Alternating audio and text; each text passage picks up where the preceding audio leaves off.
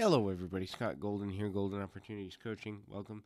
If you're new to the channel, and please subscribe, like, comment below if we can do anything for you. Please also make a request for future audios you'd like to hear if there's something that we can do for you. But today we're going to talk about 5 signs that you know you're not ready for a relationship. And there's so many people who think they're ready, but they're not. But if we're really, truly honest with ourselves, if we're transparent and authentic, we know when we're ready and we know when we're not. And why lie to yourself? Because eventually you'll burn out and it'll be wasted time. It'll be energy expended for everyone involved. And there's nothing wrong with, if you know you're not there, then focus on other things. Or if you just want to flirt around and you don't want a relationship, or you want casual hookups, or whatever that is, everywhere in the world, outside of the moral condemnation of not having something traditional, there are people that will agree to or have a similar mindset to what it is that you want out of your life experience, whether that be casual physical intimacy, whether that be dating without a definition, whether that be the social and emotional support of a relationship without physicality, if you're asexual, pansexual, whatever the case may be, whatever it is that you need. In a world full of 7 billion people, there's somebody who can fill that need for you. So getting real about what you need is a really necessary idea. So the next thing that I would say is that there are 5 signs that you may not be ready or comfortable moving into a more committed, connective relationship. And so one is, if you know you're a selfish person, if you're focused only upon, allergies are no fun, by the way, if you're focused only upon moving into a relational situation simply because you will benefit financially, emotionally, physically, due to intimacy, attention, whatever that is, and you know, hey, I'm only getting into this because I want to get something out of it. Well, that's fine for like a night if both people agree to it, but sooner or later, part of human connectedness is developing emotional attachments. And even those who really try to tell themselves, I'm not going to get attached, our automatic brain and our subconscious mind does get attached because we do seek connection. And so we, even without meaning to, connection happens. And when connection happens and it's not something that's planned, one person will get hurt eventually.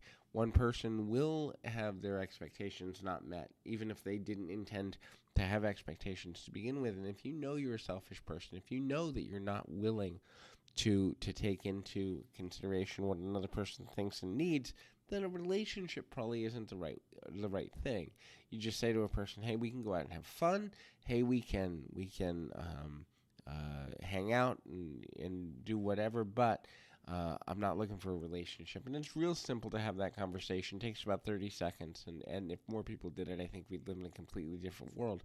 The next is like unto it, pridefulness. So everyone has flaws, even you.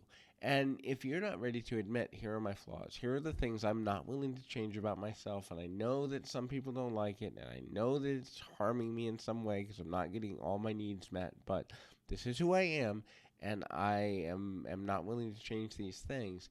If you're prideful and you think that you will change for another person just because, or you're prideful and you think that they should have to put up with the fact that you won't change just because, that pride will get in the way. And if you are that prideful and you think that nothing has ever been your fault, or you think that you just have bad luck, or I just choose the wrong people, and you don't look at your involvement and your culpability, responsibility in dealing with why your relationships didn't turn out the way you planned, then you really need to look at the motive of getting into a relationship at all.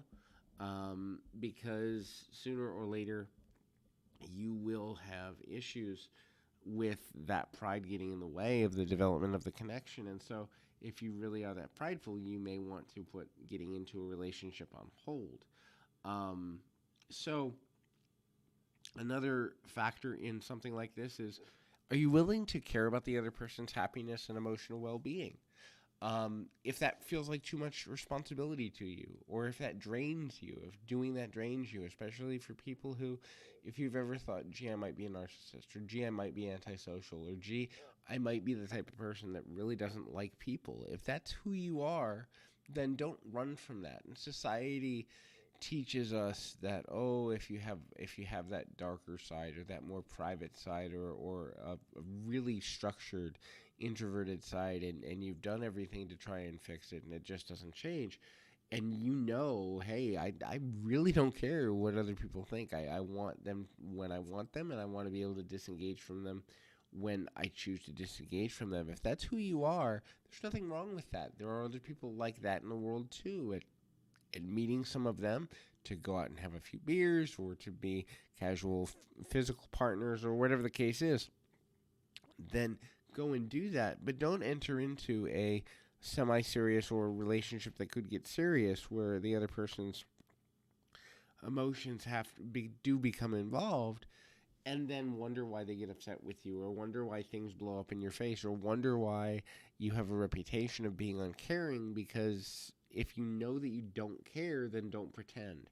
And society makes us wear all sorts of masks when it comes to pretending, and it never ends well. Think about the times that you've been socially appropriate, but it later came back that you didn't really feel that way, and then you had to backtrack. It happens to everyone, and I think if we're just more authentic, I know there's certain types of people that I would not date. There are certain types of people that I've dated in the past that I would never do it again. There are certain jobs and ideal clients that I have that I would work with 10,000 of them, and there are client archetypes where I won't work with those type of clients. I'd rather refer them out, take the financial loss. I know what my boundaries are, and everyone needs to do that, especially when it comes to relationships that affect other people. Mind readers, if you expect a person to know what your preferences are, what your needs are, without expressing them, please kindly, and I mean this with all sincerity, go headbutt a brick wall. Because at some level, when you expect another person to know what you need without telling them, you're expecting them to read your mind. You're expecting them to know you without sharing the information with them. And it's setting you both up for failure. You're going to be disappointed when they don't perform the way you think they should. And you're going to interpret that to mean that they don't care about you, when in reality they didn't know. And this is where social normalcy becomes a problem.